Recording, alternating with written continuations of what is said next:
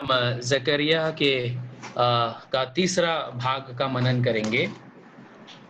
And as we saw earlier, some of the things we can just recap quickly as it forms the backbone for our discussion today. और जैसा हमने पहला देखा तो उसमें से कुछ बातों को हम फिर से याद करेंगे ताकि हमारी यादें ताजा हो जाए। The northern kingdom went into captivity to Assyria, and then the southern kingdom went into captivity to Babylon. जो उत्तर का जो देश था वो अशूर के बंधुआई में गया और जो दक्षिण का जो देश था वो बाबेल के अधीन गया। Then post captivity in Babylon, the Israelites of the southern kingdom returned back in three groups during the time of Zerubbabel, during the time of Ezra, and one group along with Nehemiah. और बंधुआई के पश्चात जो दक्षिणी देश Israel था वो 3 समय काल में अपने देश वापस आया। पहला जरुब्बाबिल के काल में, उसके बाद एजरा के काल में और तीसरा नेहमिया के काल में। And then God gave a series of visions through the prophet Haggai and through Zechariah to encourage these people so that they could complete the task of rebuilding the temple, and later on also to motivate the people who would come in subsequent groups to rebuild the city of Jerusalem. और परमेश्वर ने अपने भविष्यद्वक्ता हगाई और जकरिया को दर्शन दिखाए ताकि लोग प्रोत्साहित हो और मंदिर का काम पुनः स्थापित हो। Okay, the first message that God gave to the people of Israel who had returned was, "Return to me," and that we must not forget, because that's the starting point for doing anything for the Lord. और पहला संदेश जो लौट आए लोगों को परमेश्वर ने दिया वो ये था कि मेरे पास वापस आ जाओ। Then God gave a series of 8 visions in a single night to the prophet Zechariah, and through which he communicated many things. और जकरिया को एक ही रात में परमेश्वर ने 8 दर्शन दिखाए जिसके द्वारा बहुत सारी बातें परमेश्वर ने उसे बताई। The common things we had seen, every vision had an angel to interpret, a key to understand it, and some fulfillment for the immediate and some for later times. और इन सारे दर्शनों में जो समान बातें थी वो हमने देखा कि इसमें एक स्वर्गदूत होता था जो समझाता था, एक कुंजी होता था जो समझने में मदद करता था। The first vision was the man among the myrtle trees, and we had seen that this was the angel of the Lord, which stood for the Lord Jesus Christ, pre-Bethlehemic appearances of our Lord, and he had come to initiate the rebuilding and the restoration of the city. और पहला दर्शन जो हमने देखा था वो उस मनुष्य का था जो मेहंदी के वृक्षों के बीच में था और वो परमेश्वर का स्वर्गदूत के नाम से लिखा गया है। और पुराने नियम में परमेश्वर का स्वर्गदूत का इस्तेमाल प्रभु यीशु मसीह का बैतलहम में जन्म से पहले का जो रूप है उसके लिए इस्तेमाल किया गया और वो इसलिए आया था ताकि मंदिर के निर्माण का कार्य का शुरुआत वो खुद करे। And there were many verses which were mentioned which represented the unseen world of angels, which are also interacting with the world that we can physically see and touch. और एक अनदेखा संसार और वहाँ और उस संसार का जो वार्तालाप जो दिखते हुए संसार है उससे होता है उसके बारे में भी हमने देखा। Then we saw the vision of the 4 horns and 4 craftsmen. और फिर हमने 4 सिंह और 4 कारीगर का जो दर्शन है वो देखा। And this represents the 4 mighty empires that came up and how God planned their destruction and end even before they came into being in the history of the Jews. और ये जो 4 सिंह है 4 शक्तिशाली साम्राज्य को दिखाता है और कैसे यहूदियों के जीवन में आने से पहले ही परमेश्वर ने उनके नाश का जो विचार था बना लिया था। Okay. And through it God also reinforced the vision that he had given through the prophet Daniel about the empires. God had not changed his mind, and all that he had said, even through the prophet Daniel and the prophets of old, would come to pass. और परमेश्वर ने वापस जकरिया को जो याद दिलाया, जो Daniel भविष्यद्वक्ता को परमेश्वर ने ये 4 साम्राज्य के बारे में बताया था, और परमेश्वर ने जो कुछ बोला है वो तय है और वो ऐसा ही होगा, ये याद दिला रहा था। Then we saw the vision of the man with the measuring line. और फिर हमने माप लेने वाला डोरी के साथ एक मनुष्य का दर्शन को देखा। And then we saw how this was all about the events that were taking place around Jerusalem. Jerusalem was the city to be watched. और फिर हमने देखा कि ये सब कुछ यरूशलेम के आसपास होने वाले घटनाओं पर आधारित था, और यरूशलेम एक ऐसा शहर था जिस पर सबकी नजर टिकी हुई थी। Okay, right from the time of Abraham till the millennial reign of our Lord Jesus Christ, this will be the focus, the city that will be in focus.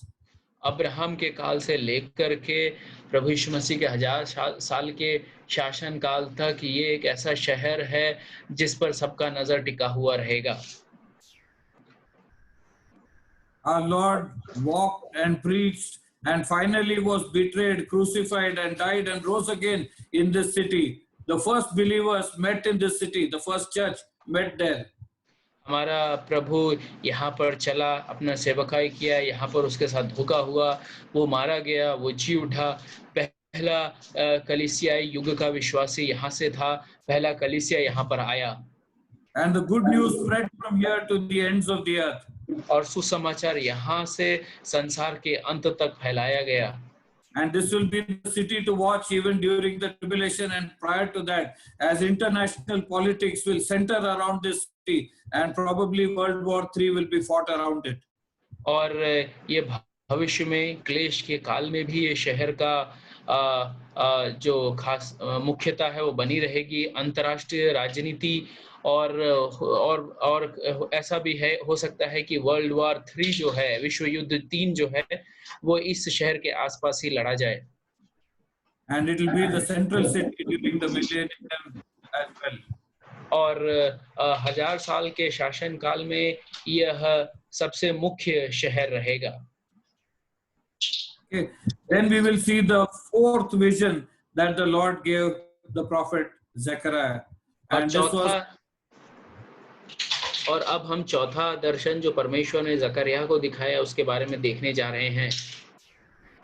Okay, clean garments for Joshua the priest. यहोशू जो याजक था उसके लिए साफ वस्त्र। Okay, in the rebuilding of the temple at Jerusalem, 2 people played a very key role, and that was Joshua the priest and Zerubbabel the leader, the civil leader. और ये मंदिर के पुनः निर्माण में 2 लोगों का कार्य बहुत मुख्य था। वो पहला था यहोशू जो याजक था और दूसरा जेरुब्बाबेल। So this fourth vision concerns Joshua. The fifth vision will concern Zerubbabel. और ये जो चौथा जो दर्शन है वो जोशुआ के बारे में है, और 5वां जो दर्शन है वो जेरुब्बाबेल के बारे में है। Okay. This we find in chapter 3 verses 1 to 10. और ये हम तीसरे अध्याय के 1 से 10 तक पढ़ते हैं। The question on every Jewish mind was, how can a sinful people serve God? और हर एक यहूदी के दिमाग में ये सवाल था कि एक साधारण मनुष्य कैसे परमेश्वर का सेवा कर सकता है। Okay. Verse 1 says, then he showed me Joshua the high priest standing before the angel of the Lord, and Satan standing at his right hand to accuse him. तब दूत ने मुझे महायाजक यहोशू को दिखाया। यहोशू यहोवा के दूत के सामने खड़ा था और शैतान यहोशू की दाईं ओर खड़ा था। शैतान वहां यहोशू द्वारा किए गए बुरे कामों के लिए दोष देने को था। And we see the angel of the Lord, again a pre-Bethlehemic appearance of Jesus. और यहाँ पर हम परमेश्वर के स्वर्गदूत को देखते हैं जो कि बैतलहम में आने से पहले का प्रभु यीशु मसीह का रूप है। We see the one called as the adversary in Revelation chapter 12 verse 10, that is Satan. He is referred to as the accuser of brothers in Revelation 12:10. और प्रकाशित वाक्य 12 के 20 में जैसा हम पढ़ते हैं, शैतान जिसको बैरी के नाम से बताया गया है और वो यहाँ पर अपने भाइयों का दोष लगाने वाला है। And we see Joshua the high priest. He represents two things in this vision. इस दर्शन में यहोशू जो महायाजक है, वो दो बातें बताता है या सिखाता है, दर्शाता है। Verses 1 to 7 he is symbolic of believers, and verses 8 to 10 he is symbolic of the Messiah. पहला 1 से 7 तक वो विश्वासियों का प्रतीकात्मक है और 8 से लेकर के 10 तक वो मसीहा का प्रतीकात्मक है।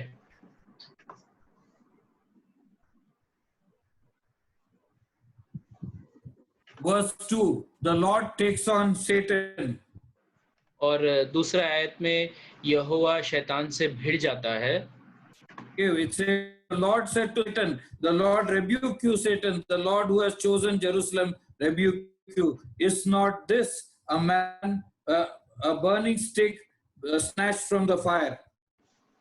तब यहोवा ने शैतान से कहा, हे शैतान, यहोवा तुझको खुटके, यहोवा जो यरूशलेम को अपना लेता है वही तुझको खुटके, क्या यह आग से निकली हुई लुकटी सी नहीं है? Okay, so God provoked Satan by telling that the Lord who chose Jerusalem, has he not specially looked at this man? और परमेश्वर शैतान को भड़काता है और कहता है कि जिसने यरूशलेम को चुन लिया है, क्या उसके लिए मनुष्य खास नहीं है? If we recollect even the book of Job, God tells Satan who had come to report to him, have you had a look at my servant Job? और यदि आप याद करें तो अय्यूब के पुस्तक में भी परमेश्वर शैतान को बोलता है कि क्या तुमने मेरे सेवक अय्यूब को देखा है? Okay, so here God provokes Satan by making him look at Joshua. और यहाँ पर यहोवा शैतान को भड़काता है और कहता है कि जोशुआ को देखो। Okay, in 2 Corinthians 4:7, the believers are referred to as treasures in jars of clay. You know, we are weak, we are fragile, we have so many problems, but because of God in us, we are a treasure. और दूसरा कुरिन्थियों 4 के 7 में ऐसा विश्वासियों को धन बताया गया है जो कि मिट्टी के बर्तनों में रखा हुआ है। But the problem with Joshua is that his garment is filthy. He is covered with filthy clothes. लेकिन यहोशू का समस्या ये है कि उसके वस्त्र मैले हैं और वो गंदा कपड़ा पहना हुआ था। As we read this vision, we clearly understand that these filthy garments represent sin, because the Lord says, I have removed your sin, and ask his garments to be removed off. और जैसा हम इस दर्शन को पढ़ते हैं, हम समझ पाते हैं कि ये जो गंदे वस्त्र जो है पाप को दिखाता है और परमेश्वर ये कहता है कि इसके वस्त्र को उतार दो। Okay, Romans 3:23 says, for all have sinned and fall short of the glory of God. Romeo 3 के 23 में हम इस प्रकार से पढ़ते हैं कि सबने पाप किया है, परमेश्वर की महिमा से रहित हो गए हैं। Then in verse 4 we find God initiates the cleansing. He says, take off his filthy clothes. And to Joshua he says, see, I have taken away your sin, and I will put fine garments for you. और चौथे आयत में हम ये पढ़ते हैं कि यहोवा ही उसके शुद्धिकरण का कार्य शुरू करता है और कहता है कि उसके जो मैले वस्त्र है निकाल दो। हे यहोशू, देखो, मैंने तुम्हारे पाप को दूर कर दिया है और मैं तुम्हें अच्छे वस्त्र पहनाने वाला हूँ। Okay. Isaiah 61:10 reads like this: I delight greatly in the Lord. My soul rejoices in my God, for he has clothed me with garments of salvation and arrayed me in a robe of his righteousness, as a bridegroom adorns his head like a priest, and as a bride adorns herself with her jewels. यशायाह 61 के 10 में इस प्रकार से लिखा है, मैं यहोवा के कारण अति आनंदित होऊंगा, मेरा प्राण परमेश्वर के कारण मगन रहेगा, क्योंकि उसने मुझे उद्धार के वस्त्र पहनाए और धर्म की चद्दर ऐसे ओढ़ा दी है जैसे दुल्हा फूलों की माला से अपने आप को सजाता और दुल्हन अपने गहनों से अपना श्रृंगार करती है।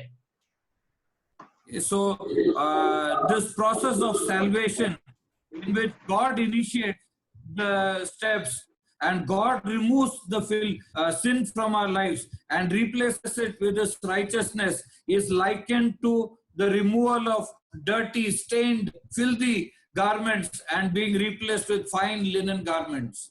और जो उद्धार का जो प्रक्रिया है, जिसका शुरुआत करने वाला परमेश्वर खुद है, उस प्रक्रिया में पहले वो गंदे वस्त्र को निकालता है और फिर वो साफ वस्त्र पहनाता है, जो कि धार्मिकता को दर्शाता है।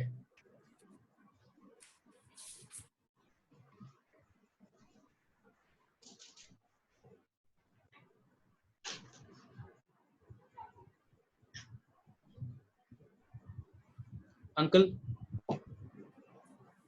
Yeah, Uncle, I can't Linson, hear your you. voice is breaking. अच्छा, Yeah, I don't know whether my voice is going or yours is going, but I can't hear you most of the time. oh, okay. I was listening to you very clearly, but now it suddenly Chapter 3, verse 5. Then I said, put a clean turban on his head. So they put a clean turban on his head and clothed him, while the angel of the Lord stood by. The I stands for Zechariah here.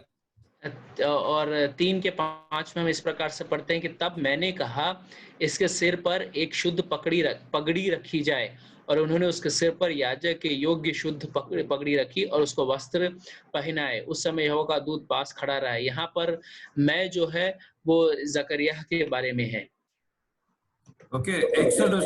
We will understand its significance as we read some other verses. Exodus 28:2 says, make sacred garments for your brother Aaron to give him dignity and honor. निर्गमन 28 के 2 में हम इस प्रकार से पढ़ते हैं कि अपने भाई हारून के लिए वैभव और शोभा के निमित्त पवित्र वस्त्र बनवाओ। Okay, so Zechariah played a part in restoring the honor and dignity of Joshua by asking that clean turban be placed on his head. और the priest's turban. और जकरिया ने जोशुआ का यहोशू का आदर और सम्मान लौटाने में कार्यान्वित था, जब उसने ये बोला कि जो उसके सिर पर श्वेत पगड़ी रखा जाए। Okay, so God did one part of the work. He restored, he removed sin from the life of Joshua and gave him clean garments. But it was Zechariah who also had to do something to restore the dignity of the priest. एक तरफ परमेश्वर ने अपना कार्य किया जब उसने उसके मैले वस्त्र को उतार दिया, और फिर जकरिया ने अपना भाग या अपना योगदान भी उसमें दिया। Okay, this is something that should make each one of us.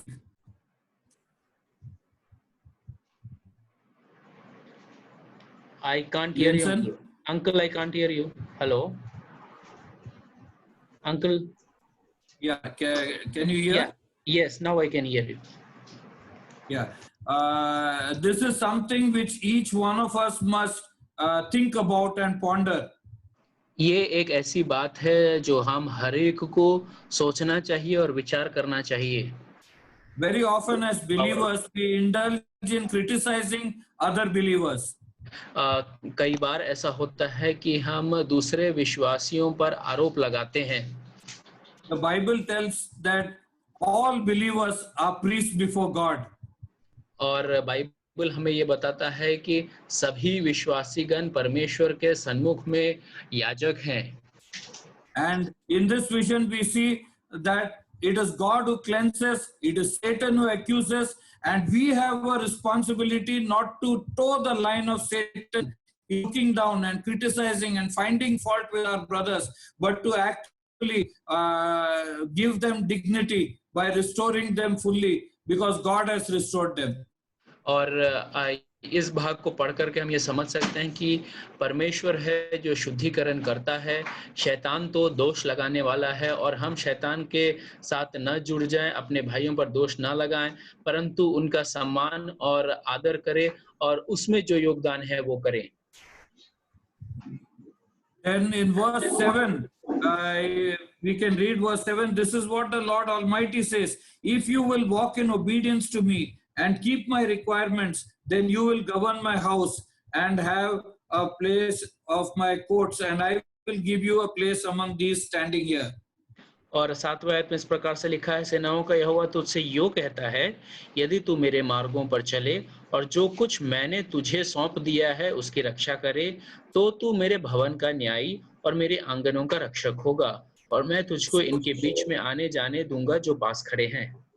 So obedience to God was required, not family lineage, not connections, not like the spiritual responsibility that they had, but obedience to God that would make them fit for service in God's kingdom. और आज्ञा मानना ही मुख्य बात था, ये नहीं कि कौन से परिवार से आते हो या तुम्हारे संबंध कैसे हैं, आत्मिक बातों में तुम्हारी जिम्मेदारी कैसी है, परमेश्वर के सेवकाई में उसके नजर में कैसे हो, ये जरूरी नहीं था, लेकिन आज्ञा मानना जरूरी था। We understand from this verse that the priests have a mediatorial role, leading people to the Savior and interceding for them against Satan's lies. और ये वाक्य पढ़ करके हम ये समझ सकते हैं कि एक याजक का मध्यस्थता का कार्य है, जहां पर वो लोगों को मसीह के पास ले जाने का कार्य कर सकता है। So obedience to the one who saved is vital for this role. और जिसने बचाया है उसके प्रति और उसका आज्ञा मानना इस भूमिका में केंद्र है। 1 Peter 2:9 likens us to the same role. We are a chosen people, a royal priesthood, a holy nation, God's special possession, declaring the praises of Him who called us out of darkness into His wonderful light. We are priests before God, and we need to remember that we need to be obedient to the one who called us. पहला पतरस 2:9 में हमें ये याद दिलाया गया कि हम चुने हुए वंश, राज, पदधारी, याजकों का समाज और पवित्र लोग हैं और निज प्रजा हैं। इसलिए हमें आज्ञा मानने वाला याजक बनने की जरूरत है। Okay, then we will move on. Joshua and his men are symbolic of things to come. Their official symbolically represents the role of God's Messiah, who is referred to in this passage with the words my servant, the branch and the stone in verses 8 and 9.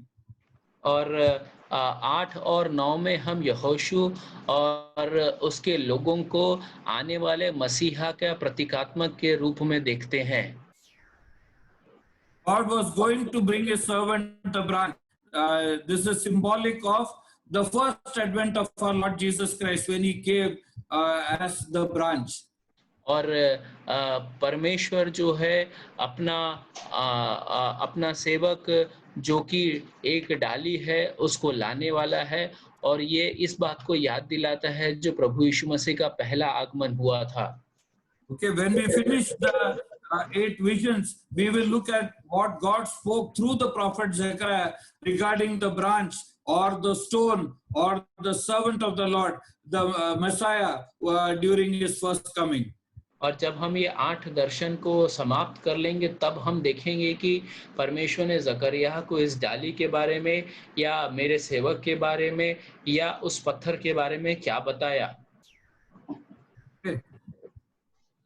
Isaiah 49:16. See, I have engraved you on the palm of my hands. यशायाह 49:16 में हम इस प्रकार से पढ़ते हैं, देख मैंने तेरा चित्र हथेलियों पर खोद कर बनाया है। Okay, verse 9 of Zechariah 3 reads like this. See the stone I have set in front of Joshua. There are 7 eyes on that one stone, and I will engrave an inscription on it, says the Lord Almighty, and I will remove the sin of this land in a single day. और जकरिया 3:9 में इस प्रकार से लिखा है, उस पत्थर को देख जिसे मैंने यहोशू के आगे रखा है, उस एक ही पत्थर के ऊपर 7 आंखें बनी हैं, सेनाओं के यहोवा की यह वाणी है, देख मैं उस पत्थर पर खोद देता हूँ और उस देश के अधर्म को एक ही दिन में दूर कर दूंगा। Okay, this stone represents the salvation that comes from the Lord, because it talks about the stone that is referring to the Messiah who will take away the sin of this land in a single day. और ये जो पत्थर है वो मसीहा को दिखाता है, जो उद्धार मसीहा के द्वारा आता है, और ये मसीहा जो पाप को एक ही दिन में दूर कर देगा।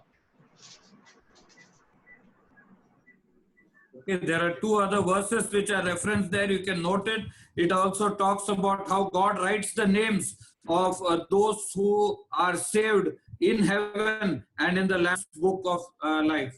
और 2 और आयतें हैं जिसको आप लिख सकते हैं कि कैसे यहोवा उनका नाम लिख लेता है, जीवन के मेमने के पुस्तक में उनका नाम लिखता है जो उस पर विश्वास करते हैं।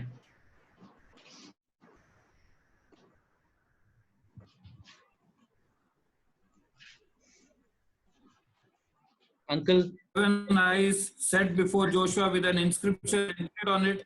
Yeah, you can't hear? yes, now it is connected. Hello? Yeah, now it is connected. I think there is some. Okay. The stone with 7 eyes set before Joshua with an inscription engraved on it speaks of salvation for those who believe. और जो पत्थर यहोशू के आँख के सामने रखा गया था, जिस पर शिलालेख था और उस पे लिखा हुआ था, वो विश्वासियों के लिए उद्धार की बात करता है। Okay, Jesus as the stone is referred to in terms of salvation by crushing of Gentiles in Daniel, a stumbling stone to Israel in Romans 9, and a cornerstone for those who trust in Jesus Christ in Ephesians. और Daniel में यीशु मसीह को एक अन्य जातियों के लिए मुंह तोड़ वाला पत्थर और इस्राएलियों के लिए ठोकर वाला पत्थर और जो उस पर विश्वास करते हैं उसके लिए कोने के पत्थर के रूप में बताया गया है।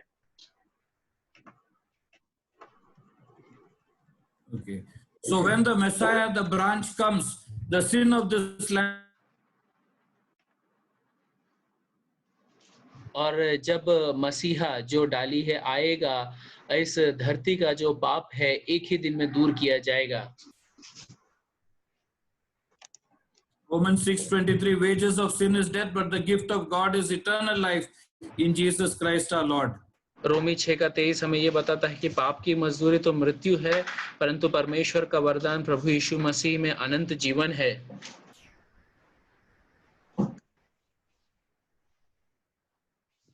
Okay, Psalm 103 verse 12 says, as far as the east is from the west, so far as he removed our transgressions from us. भजन 103 के बारे में हम इस प्रकार से पढ़ते हैं कि पूरब से पश्चिम जितनी दूर है उतने दूर परमेश्वर ने हमारे गुनाह को कर दिया है। Okay, so what is the application of this vision? Satan is the accuser. इस दर्शन से हम क्या सीख सकते हैं? पहला कि शैतान दोष लगाने वाला है और परमेश्वर हमारे पाप को दूर करने वाला है। He writes our name in the book that matters most, the book of life. और वो जीवन के पुस्तक में हमारा नाम लिखता है और उसमें नाम लिखा जाना सबसे मुख्य बात है। It is God's initiative. Salvation is God's initiative. और उद्धार का प्रक्रिया का शुरुआत परमेश्वर खुद करता है। We must honor our brothers in the Lord. और प्रभु में हमारे जो भाई हैं उनका सम्मान करना है। We must not toe the line of Satan and accuse our brothers. और शैतान के चिन्ह में ना जुड़ जाएं और अपने भाइयों का आलोचना ना करें। Obedience will give us a place to serve God as priests. और आज्ञा मानना हमें वो स्थान देगा जहाँ पर हम परमेश्वर का सेवा याजक के रूप में कर सकते हैं। Okay, let's move on to the next vision, the vision of the golden lampstand and the olive trees. अगले दर्शन में हम जाएंगे और वो दर्शन है स्वर्ण दीवट और अंजीर के वृक्ष। Okay, this is there in chapter 4. और ये चौथे अध्याय में है। The question on every Jewish mind was, how can a weak minority population accomplish this great task of building the temple and restoring the city? और हर एक यहूदी के मन में ये सवाल था कि कैसे एक कमजोर और छोटा झुंड इतना बड़ा एक कार्य जो कि मंदिर के बनाने का कार्य है उसको पूरा कर सकता है। Okay, verses 1 to 5. Then the angel of the Lord who talked with me and woke me up like someone awakened from a sleep. What do you see? He asked. I see a solid gold lampstand with a bowl at the top and 7 lamps on it with 7 channels to the lamps. फिर जो दूत मुझसे बातें करता था उसने आकर मुझे ऐसे जगाया जैसा कोई नींद से जगाया जाए और उसने मुझसे पूछा, तुझे क्या देख पड़ता है? मैंने कहा, एक दीवट है जो संपूर्ण सोने की है और उसका कटोरा उसकी चोटी पर है और उस पर उसके 7 दीपक हैं जिनके ऊपर बत्ती के लिए 7 नालियां हैं। Okay. Also, there are 2 olive trees by it, one on the right of the bowl and the other on its left. I asked the angel who talked with me, what are these, my Lord? And he answered, do you not know what these are? No, my Lord, I replied. और दीवट के पास जलपाई के 2 वृक्ष है, एक उस कटोरे की दाहिनी और दूसरी उसकी बाईं ओर। तब मैंने उस दूत से जो मुझसे बातें करता था पूछा, हे मेरे प्रभु, ये क्या है? जो दूत मुझसे बातें करता था उसने मुझको उत्तर दिया, क्या तू नहीं जानता कि ये क्या है? मैंने कहा, हे मेरे प्रभु, मैं नहीं जानता। Okay, this is what he said to Zechariah. This is the word of the Lord to Zerubbabel, not by might, nor by my spirit, says the Lord. तब उसने मुझे उत्तर देकर कहा, जरुब्बाबिल के लिए यहोवा का यह वचन है, ना तो बल से और ना शक्ति से, परंतु मेरे आत्मा के द्वारा होगा। मुझ सेनाओं के यहोवा की यही वाणी है। Okay, Zerubbabel was the civil ruler who accompanied the returning captives back to from Babylon to Jerusalem. जेरुब्बाबेल एक नागरिक शासक था जो लोगों को बाबेल से यरूशलेम लेने में जुड़ा हुआ था। He was belonging to the Davidic line. और वो दाऊद के वंशज से आता था। Okay, and God had an instruction for him that everything that is accomplished will be accomplished by the Spirit of God, not by strength, not by physical force, not by intelligence, but by reliance on the Spirit of God. और परमेश्वर उसे ये याद दिला रहा था कि हर एक बातें जो होने वाली है वो ना तो बल से और ना शक्ति से, लेकिन परमेश्वर के आत्मा के द्वारा ही होगा। This is something we can remember even during this time of crisis with COVID, not by might, not by power, but by God's Spirit. Okay. और इस संकट के घड़ी में, कोविड के घड़ी में, समय में हम इस बात को फिर से याद कर सकते हैं कि ना तो बल से और ना शक्ति से, परंतु परमेश्वर के आत्मा के द्वारा। Okay. The Lord said the temple will be built. Okay. And in verse 7, it says, mighty mountains will become level ground before Zerubbabel, because the Spirit of God will be at work, not because of Zerubbabel's strength or his wisdom or his skill, but because the Spirit of God will be at work. मंदिर का निर्माण उनकी एकजुटता के कारण या उनके सामर्थ्य के कारण या उनके बुद्धि के कारण या उनके शैली के कारण नहीं, परंतु अनुग्रह के द्वारा जो पवित्र आत्मा के द्वारा दिया जाता है उससे ही होगा। और 7वें आयत में जेरुब्बाबेल को ये याद दिलाता है कि जो सामर्थी चट्टाने हैं वो बराबर किए जाएँगे, धरती बना दिए जाएँगे।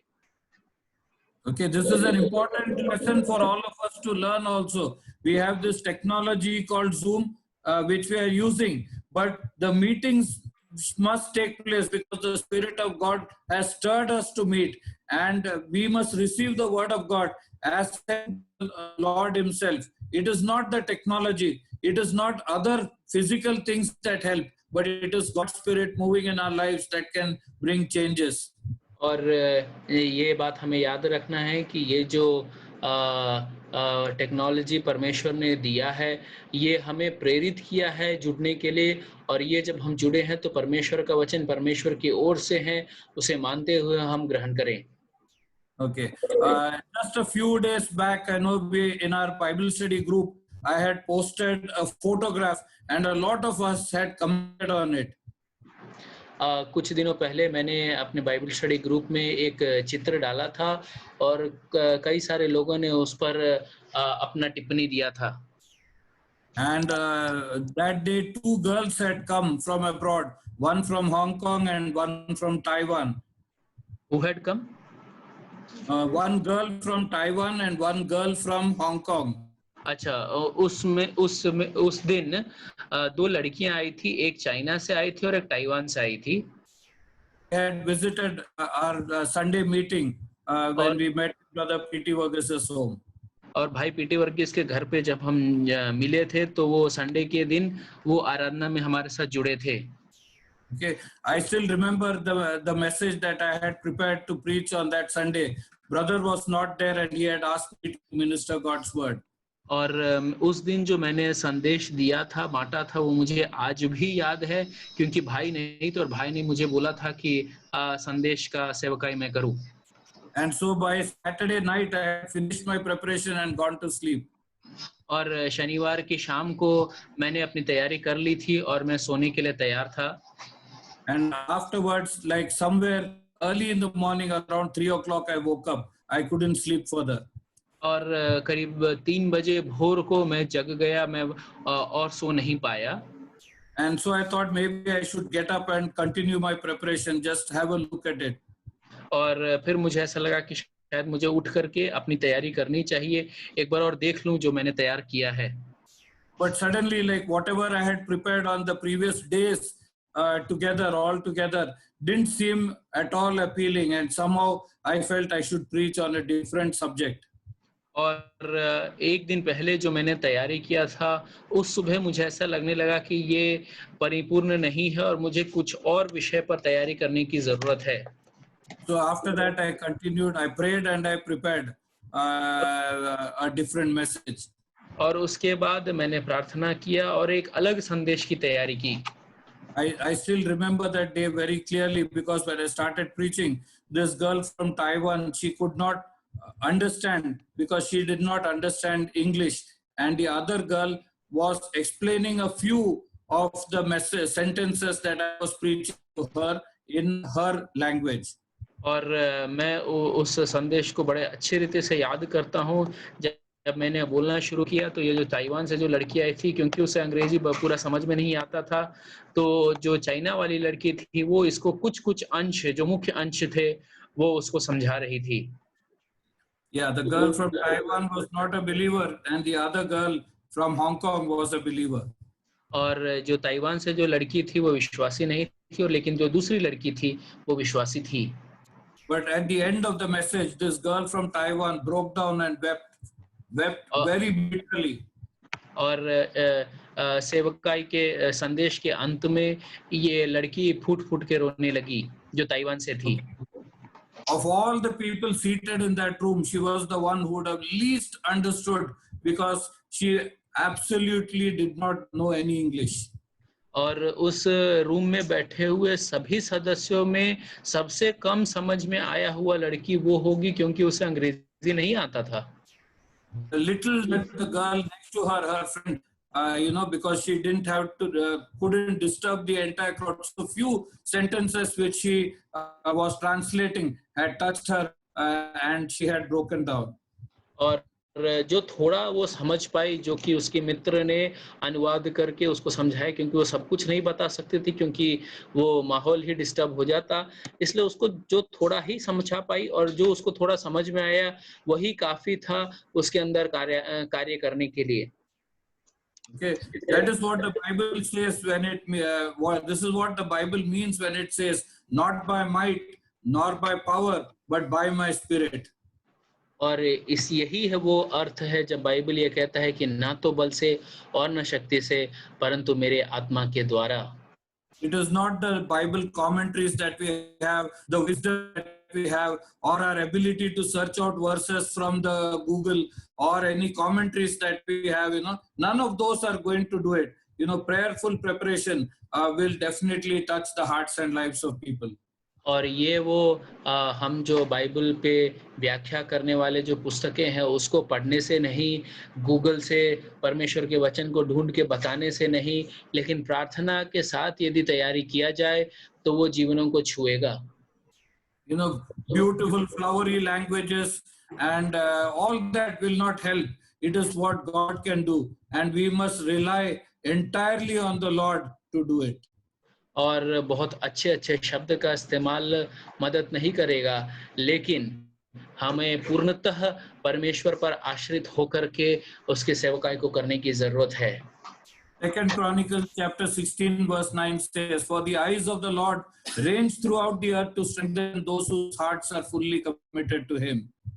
ये दूसरा इतिहास 16 के 9 में इस प्रकार से लिखा है, देख यहोवा की दृष्टि सारी पृथ्वी पर इसलिए फिरती रहती है कि जिनका मन उसकी ओर निष्कपट रहता है, उसकी सहायता में वो सामर्थ्य दिखाए।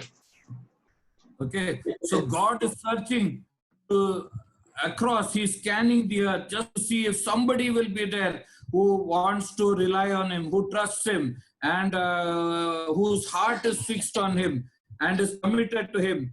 Then He will do what is necessary to make that person and his work fruitful. और यहोवा की दृष्टि सारी पृथ्वी पर फिरती रहती है, ये ढूंढने के लिए, ये देखने के लिए कि ऐसा कौन है जिसका मन निष्कपट है और जिसके ऊपर वो अपना सहायता का सामर्थ्य दिखा सकता है। Okay. Then in verse 9 it says, Zerubbabel will not just lay the foundation stone, but he will also complete it to shouts of joy. और जकरिया 4 के 9 में हम ऐसा पढ़ते हैं कि जरुब्बाबेल ने अपने हाथों से इस भवन की नींव डाली है और वही अपने हाथों से उसको तैयार भी करेगा। Okay, our Lord told us, not the disciples, if you put your hand on the plow, don't turn back. If a man starts constructing a tower, he should have counted his cost before that. In the same way, what God started through Zerubbabel will be finished. Okay, God will not turn around. He will not back up. He will not change his mind, but he will finish the work through the one whom he had started the work from. जैसा प्रभु यीशु मसीह ने अपने शिष्यों को बताया कि यदि कोई हल पर अपना हाथ फेर लगाता है तो उसे पीछे मुड़कर नहीं देखना चाहिए। यदि कोई भवन का निर्माण करना चाहता है तो पहले बैठ कर के हिसाब कर लेना चाहिए। उसी प्रकार से जेरुब्बाबेल के द्वारा जो कार्य शुरू हुआ है वो परमेश्वर पूरा करेगा। And then in verse 10 it says, don't despise the day of small things, that is small beginnings. Okay, it is very important because many things in our life start small, but God wants it to begin. और 10वें आयत में याद दिलाया गया है कि छोटी-छोटी बातों को तुच्छ न जाने, क्योंकि बहुत सारे बातों की शुरुआत छोटी बातों से ही होती है। Didn't the Lord encourage us by saying, he who is faithful in a little will be entrusted with greater things? और क्या हमारे प्रभु ने हमें इस बात से प्रोत्साहित नहीं किया ये बता करके कि जो छोटे बातों में विश्वास योग्य रहेगा उसे बड़ी जिम्मेदारियां दी जाएगी। Okay, so when we see other brothers and sisters also who are taking small steps in obeying the Lord, we should encourage them, because we should not despise the little things that they are doing, because someday through their hands God will accomplish many things. He enabled Zerubbabel to finish the work and place the capstone on the temple. और जब हम भाइयों को छोटे-छोटे बातों में परमेश्वर का आज्ञा मानते हुए देखते हैं, तो हमें तुच्छ नहीं समझना चाहिए, लेकिन हमें ये मानना चाहिए कि एक दिन परमेश्वर उनसे बड़े कार्य भी करवाएगा। ज़ेरुब्बाबेल इस मंदिर के निर्माण का कार्य पूरा करने वाला था। Okay, so we will wind up with this much for today. Next, on Saturday, we will finish the 3 remaining visions that God gave Zechariah. और यहाँ पर हम समाप्त करेंगे और शनिवार को जो बाकी बचे हुए 3 दर्शन है, उस पर हम मनन करेंगे जो परमेश्वर ने ज़करिया को दिखाया। Okay, request Linson to close this part with prayer, and then brother Rajiv, who's leading the quiz today? Rajiv brother. Rajiv brother, yeah. So after the prayer, brother Rajiv will take over, and then Linson will lead us through the time of prayer. हम प्रार्थना करते हैं। हमारे जीवित अनुग्रहकारी पिता परमेश्वर, आज की इस शाम के लिए हम आपको धन्यवाद देते हैं। जो वचन आपके दास के द्वारा हमारे बीच में बाँटा गया है, इसके लिए हम आपको धन्यवाद देते हैं। आपने याद दिलाया कि किस प्रकार से हमारे उद्धार का कार्य का प्रक्रिया को शुरू करने वाला परमेश्वर खुद है, जो हमारे गंदे वस्त्र को उतार करके धार्मिकता का स्वच्छ वस्त्र पहनाता है। परमेश्वर वो आप है, और कैसे छोटी बातें ही काफ़ी है किसी के जीवन में कार्यान्वित होने के लिए। प्रभु जी, आपने याद दिलाया, इसके लिए हम आपको धन्यवाद देते हैं। और कैसे प्रभु जी आप लोग अपने लोगों के द्वारा बड़े-बड़े कार्य करवाता है, और आपने हमें ये भी याद दिलाया कि आप इस धरती को में ढूँढता है कि कौन है जिसका मन साफ है, और उसके लिए प्रभु जी आप अपने सामर्थ्य के कार्य को दिखाना चाहते हैं। प्रभु जी, ये भी आपने याद दिलाया, इसके लिए मैं आपको धन्यवाद देते हैं। होने दे प्रभु जी, हम इन बातों पर थोड़ा और मनन कर पाएँ आज की शाम, और इन बातों को और समझते हुए और भी अपने जीवन को नम्र करते हुए आपके अधीन जीवन बिताने में आप हमारी मदद कर प्रभु जी, हम ऐसा प्रार्थना करते हैं। बचे हुए समय को आपके हाथों में सौंपते हुए इस छोटी सी विनती को मांगते हैं अपने उद्धारकर्ता मसीह यीशु के नाम में, सुनिए, ग्रहण कीजिए। आमीन।